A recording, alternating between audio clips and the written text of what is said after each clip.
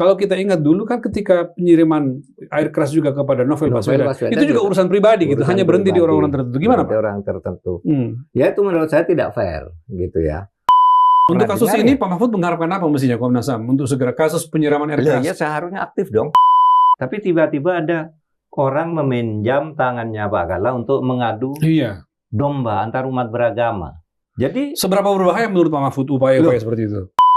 Saya kira ini sudah menyangkut sensitif sekali. Iya Pak. Anda boleh berbeda lah, pilihan politik lah silahkan. Tapi lalu apa yang Pak Mahfud lihat dari penegakan hukum seperti ini dilakukan oleh kejaksaan, tapi pada sisi yang lain selalu menjadi kritik oleh publik?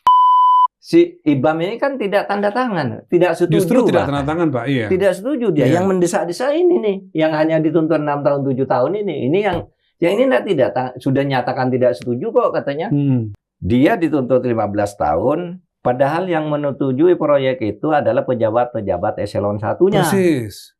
Dia yang mendesak-desak. Persis. Lalu saya bukan pembela kasus korupsi sama sekali, tidak pernah saya. Tapi saya tetap pada pendirian hukum itu harus ditegakkan secara objektif berdasar bukti-bukti yang sah gitu.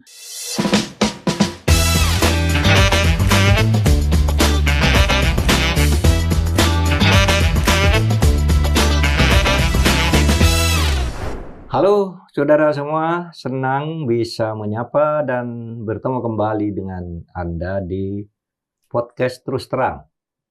Podcast di mana saya selalu berusaha berbicara jujur dan terus terang guna berbagi pandangan tentang politik, hukum, dan pemerintahan yang terkini.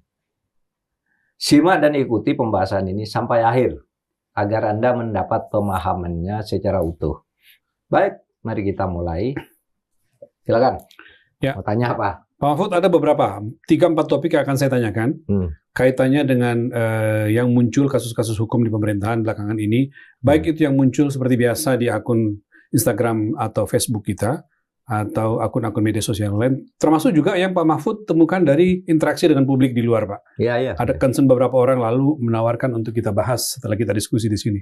Saya mulai dengan kasus penyiraman air keras kepada aktivis Andri Yunus.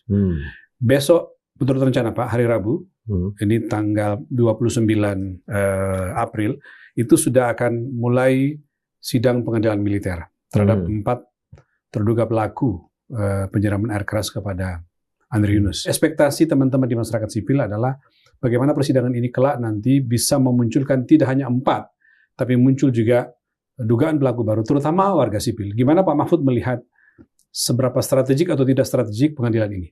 Lihat kompetensinya dulu ya.